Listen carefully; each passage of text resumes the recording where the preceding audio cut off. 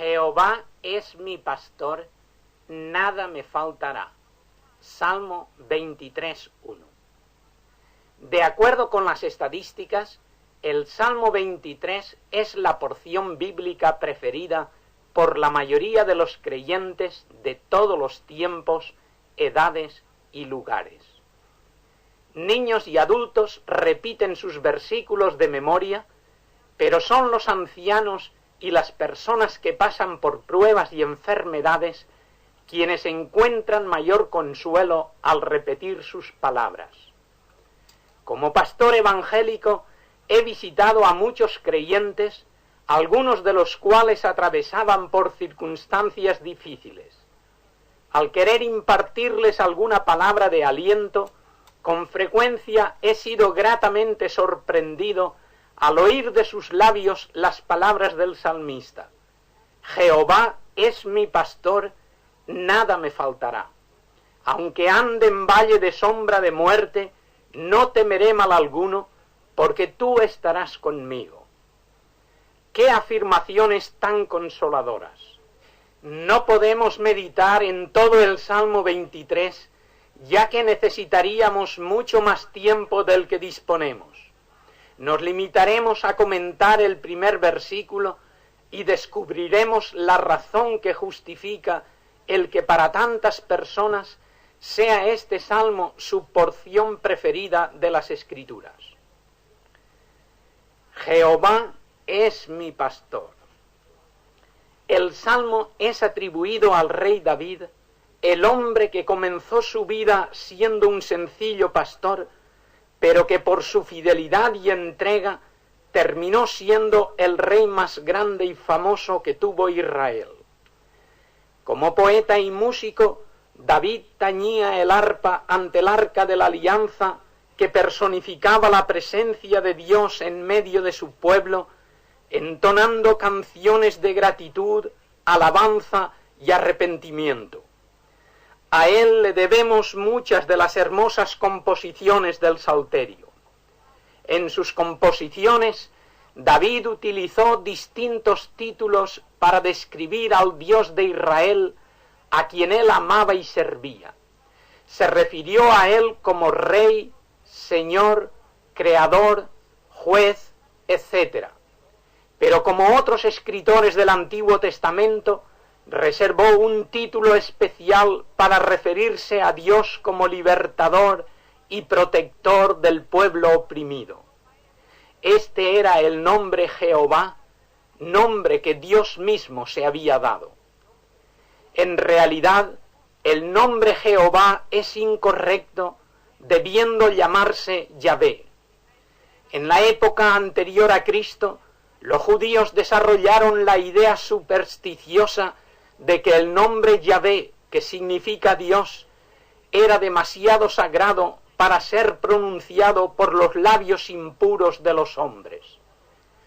Cuando en los manuscritos aparecía el nombre Yahvé, lo sustituían por Adonai, que significa Señor. La confusión se produjo cuando los rabinos decidieron añadir las vocales a las consonantes del idioma hebreo, pues al estar habituados a leer Adonai cuando aparecía Yahvé, unieron a las 4 consonantes sagradas las vocales de Adonai, resultando el nombre artificial de Jehová. Tanto en los salmos como en los libros históricos y legales, casi siempre que se usa el nombre Jehová, se hace recordando la intervención prodigiosa de Dios en la liberación de su pueblo. Así, cuando los hebreos estuvieron oprimidos por el faraón en Egipto, Jehová escuchó sus lamentos y los liberó.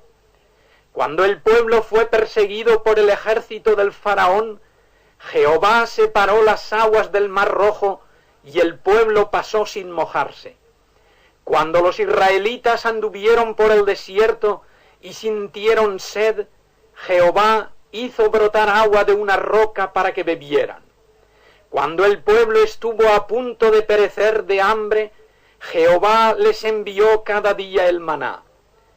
Es decir, que cuando los escritores sagrados piensan en Dios como el protector y defensor de su pueblo, lo describen con el nombre de Jehová. Según los eruditos, David compuso el Salmo 23 en circunstancias adversas para él. Saúl quería matarle y le perseguía por todas partes. Sus días parecían estar contados.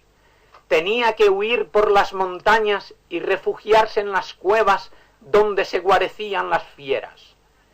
Fue en estas difíciles circunstancias cuando el que había sido elegido para ser rey de Israel compuso este hermoso poema conocido como el Salmo del Pastor. Es como si David estuviera recordando la historia de su pueblo, viendo a sus antepasados oprimidos en Egipto, errantes durante 40 años por el desierto, y en cada caso Jehová que salía en su defensa y proveía a sus necesidades. Ahora es Él quien necesita protección y ayuda. Es Él quien se encuentra angustiado y perseguido. Es Él quien acude al Dios que protegió a sus antepasados y le invoca con el nombre de Jehová que tantos recuerdos trae a su memoria. Cuando nosotros nos hallemos en situaciones críticas, cuando suframos enfermedades, afrontemos problemas o las cosas no nos vayan bien, acudamos a Jehová como lo hizo David, recordando que Él es el Señor, Él es el protector y defensor de cuantos le aman, le sirven y le invocan. Qué importante fue el nombre Jehová en la mente y en los labios de David. Lo mismo de importante y consoladora debe ser esa palabra en la mente y en los labios de cualquier creyente. El versículo dice, Jehová es. Y esta segunda palabra es igualmente muy importante porque describe la actitud continuada e invariable de Jehová. Jehová es el que nunca cambia, el que permanece para siempre. David no se contentó con recordar los sucesos del pasado, afirmando que Jehová fue el Salvador de su pueblo, quien proveyó el maná y el agua a sus antepasados, cuando éstos andaban hambrientos y sedientos. Esto no hubiera tenido gran valor para él, excepto como recuerdo histórico. Pero al añadir la palabra es, David está diciendo que Jehová, el Dios grande y poderoso del pasado, sigue siendo el Dios grande y poderoso del presente. ¡Qué afirmación tan maravillosa! Jehová es en el presente, en el día de hoy, en el momento y en la situación difícil en que podamos necesitarle. Es verdad que son muchos los problemas que tenemos que afrontar, pero no desmayemos, levantemos nuestro espíritu y seamos personas optimistas.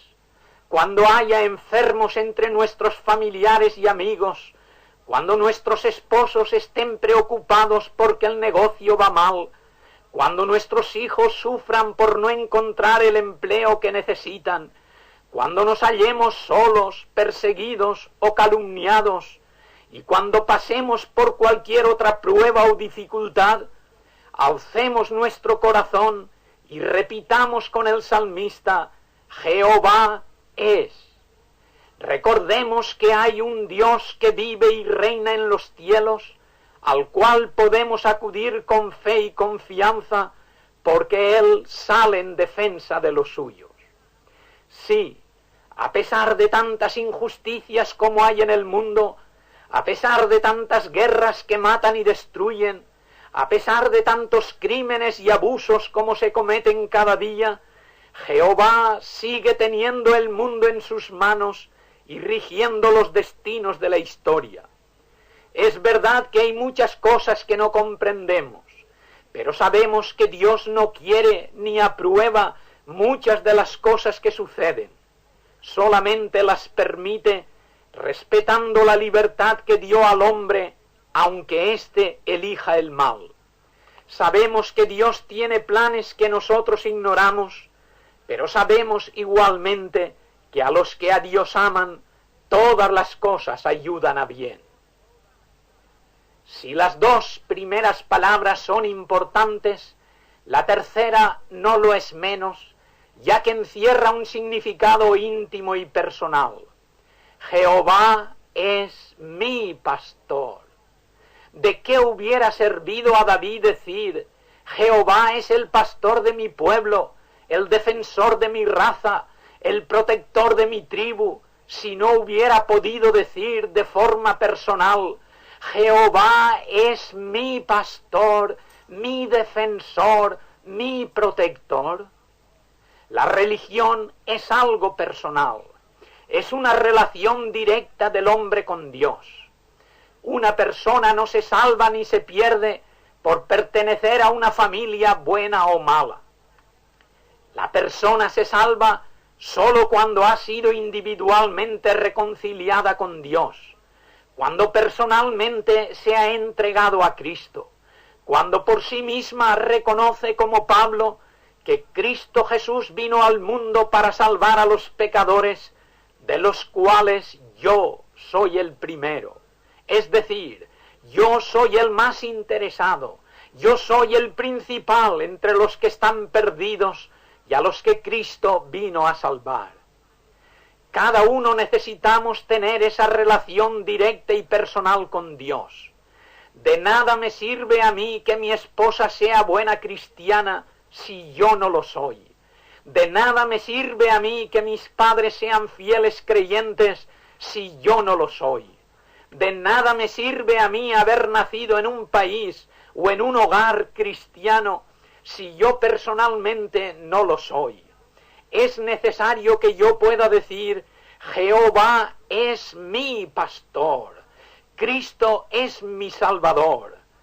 Yo soy cristiano no porque un día mis padres me bautizaran sin yo saber lo que me hacían, sino porque un día yo, consciente de lo que hacía, me reconocí pecador delante de Dios, acepté su perdón mediante la fe en Jesucristo y me apropié el sacrificio que Él realizó en la cruz del Calvario.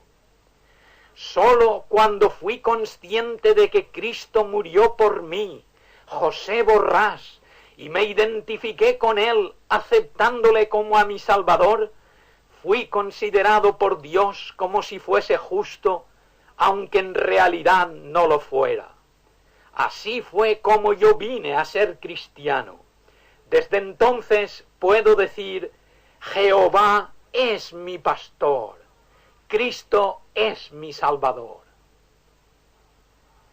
El título que David da a Jehová, describiéndole como al Dios protector, que sale en defensa de su pueblo atribulado, es el de pastor. ¡Qué figura tan hermosa!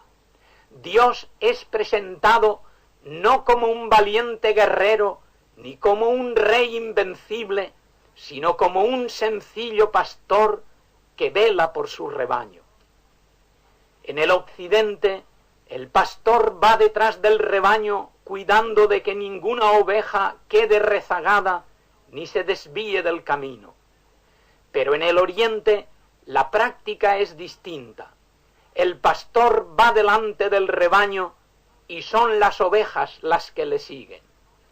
Esta es la figura que se encuentra no solo en el Salmo 23, sino también en el capítulo 10 del Evangelio de Juan, donde Jesús se presenta a sí mismo como el buen pastor. El pastor oriental conoce bien a sus ovejas porque éstas son conservadas para explotar su lana, reteniéndolas año tras año hasta que se hacen viejas. Frecuentemente, el pastor que ha convivido largo tiempo con sus ovejas las conoce bien a cada una, dándoles nombres de acuerdo con las características que ve en ellas, y las ovejas que le han oído tantas veces conocen la voz de su pastor. Es corriente que varios rebaños pernocten en un mismo redil. Cuando amanece el día, cada pastor va a recoger sus ovejas, se pone en medio del redil y las va llamando una a una por nombre. Y las ovejas, al reconocer la voz de su pastor, se separan de las demás y se juntan donde él está, siguiéndole cuando él sale del redil. Esta es la figura que tiene presente el salmista David, recordando las escenas por él vividas en sus tiempos de pastor. Por experiencia sabía que un buen pastor conoce a sus ovejas, va delante de ellas y las guía a los verdes prados para que se alimenten, las lleva a los recodos de los ríos para que sacien su sed y las conduce a lugares tranquilos para que descansen. Este es el concepto que David tiene de su Dios al describirle como a su pastor.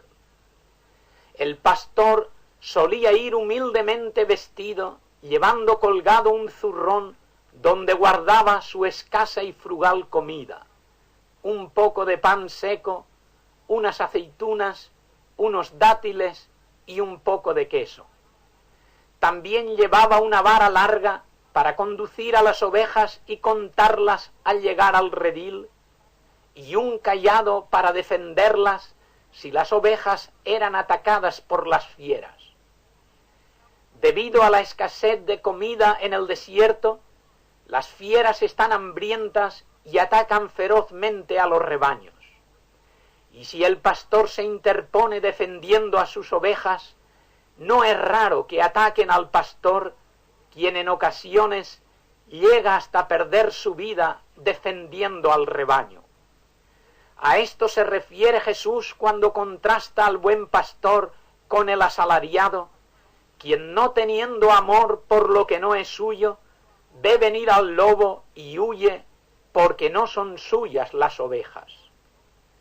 Cuando David piensa en su triste situación y recuerda lo que Dios ha hecho con su pueblo, expresa la confianza personal que en ese Dios tiene depositada, diciendo: Jehová es mi pastor. Sabía que Dios no iba a hacer por él menos de lo que él había hecho por cada una de sus ovejas siendo pastor. Nada me faltará. David tenía tanta fe y tanta confianza en ese Dios grande y poderoso, que tras afirmar solemnemente Jehová es mi pastor, añadió inmediatamente esta otra frase tan absoluta y categórica como la primera: nada me faltará. ¿Comprendemos claramente el significado de la frase? Nada en castellano significa nada, sin excluir ningún aspecto. David está afirmando que no le va a faltar absolutamente nada, ni material ni espiritualmente. En cuanto a lo material, la palabra de Dios afirma que no hay justo desamparado, ni su descendencia que mendigue pan. Y el propio Jesús dijo que si seguimos al Señor fielmente, buscando en primer lugar el reino de Dios, todas las demás cosas se nos darán por añadidura. Esto no quiere decir que vamos a abundar en riquezas, pero sí que tendremos lo necesario y seremos felices con lo que tengamos. No es más rico quien más tiene, sino quien menos desea por contentarse con lo que tiene. Quien tiene a Jehová como a su pastor, tampoco va a necesitar nada espiritualmente. Qué pena que haya tantas personas que, habiendo mortificado su cuerpo, hecho penitencias, dado limosnas y un sinfín de cosas más, no tengan seguridad a la hora de su muerte. Entre los católicos practicantes, cuando el médico dice que no hay remedio para un enfermo, sus familiares se apresuran a llamar a un sacerdote para que le dé la extremaunción. No importa lo piadoso que haya sido el enfermo, ni la cantidad de buenas obras que haya practicado, todavía le falta recibir los últimos sacramentos. Y después de que muera, se le tendrán que decir misas para liberarle del purgatorio. La Biblia, por el contrario, dice que si una persona puede decir verdaderamente Jehová es mi pastor, puede añadir igualmente nada me faltará. La persona que durante su vida ha entregado su corazón a Cristo puede morir completamente segura de que ya no le falta nada, porque al tener a Cristo tiene la vida eterna. Este es el testimonio, dice la palabra de Dios, que Dios nos ha dado vida eterna y esta vida está en su Hijo. El que tiene al Hijo, tiene la vida. No es que la tendrá algún día, no es que la recibirá después de la muerte. Si tiene al Hijo de Dios en su corazón, ya tiene la vida eterna. No le hace falta nada. Quien muere habiendo aceptado a Cristo como a su Señor y Salvador, tampoco necesita misas ni rezos para liberarle de un purgatorio imaginario. La Escritura no menciona semejante lugar donde las almas hayan de sufrir para limpiar las imperfecciones que quedaron sin purificar, puesto que la sangre de Cristo nos limpia de todo pecado. Cristo no nos limpia a medias. Cristo no nos perdona unos pecados sí y otros no. Él es fiel y justo para perdonar nuestros pecados y limpiarnos de toda maldad. Leemos en la primera carta de Juan, capítulo 1, versículo 9. ¡Qué frase tan consoladora! No es que no le faltará nada al pastor, que es un siervo de Dios, o a tal o cual hermano, que es una excelente persona, o a esa ancianita que se pasa los días orando y leyendo la Biblia. Es que no me faltará nada a mí. Es que no te faltará nada a ti, amigo, a ti, María, a ti, Antonio, si tú puedes decir de corazón, Jehová es mi pastor. En el capítulo 10 del Evangelio de Juan, Jesús se presenta a sí mismo como el buen pastor. En otras palabras, Jesús es el pastor a quien invocaba David, es Jehová que se ha hecho hombre para vivir con los hombres, para experimentar nuestra situación humana y para que podamos ver de cerca cómo es Dios. A pesar de lo que digan ciertos racionalistas ingleses en el libro El mito de la encarnación, seguimos creyendo como los teólogos cristianos que han refutado la citada obra con otro libro titulado La verdad de la encarnación. Sí, Dios se ha hecho hombre. Dios estaba en Cristo reconciliando el mundo consigo mismo. Nunca podríamos comprender el gran amor de Dios si Él solo nos hubiera amado desde el cielo y no hubiera venido a ser como uno de nosotros aquí en la tierra. Cristo Jesús es el buen pastor que conoce a sus ovejas. Nos conoce incluso por nombre, como conoció a Saulo en el camino de Damasco, como conoció a Ananías que vivía en Damasco, como conoció a Judas el que vivía en la calle llamada Derecha. Qué hermoso es saber que Jesús nos conoce, sabe nuestro nombre, sabe dónde vivimos y sabe lo que nos pasa. Si Él es nuestro pastor, nosotros debemos ser sus ovejas. ¿Lo somos? Él nos ha dicho quiénes son sus ovejas. Mis ovejas me conocen, oyen mi voz y me siguen. Mis ovejas me conocen. No se trata de un conocimiento intelectual, sino de un conocimiento espiritual. No basta con decir que Jesucristo es la segunda persona de la Trinidad, que se encarnó y murió en la cruz del Calvario para salvar a los pecadores. Un loro puede repetir esa frase literalmente y no conoce a Cristo. Bíblicamente, el término conocer encierra el significado de intimidad. Esa palabra se usa para describir la unión conyugal. Un hombre conoce a su mujer cuando los dos se unen formando una sola carne. Conocer a Cristo significa estar tan íntimamente identificado con Él que podamos decir como Pablo: vivo yo, mas ya no yo, vive Cristo en mí. Es decir, quiero lo que Cristo quiere y hago lo que Cristo manda. ¿Le conocemos realmente? Mis ovejas oyen mi voz. ¿Oímos nosotros su voz?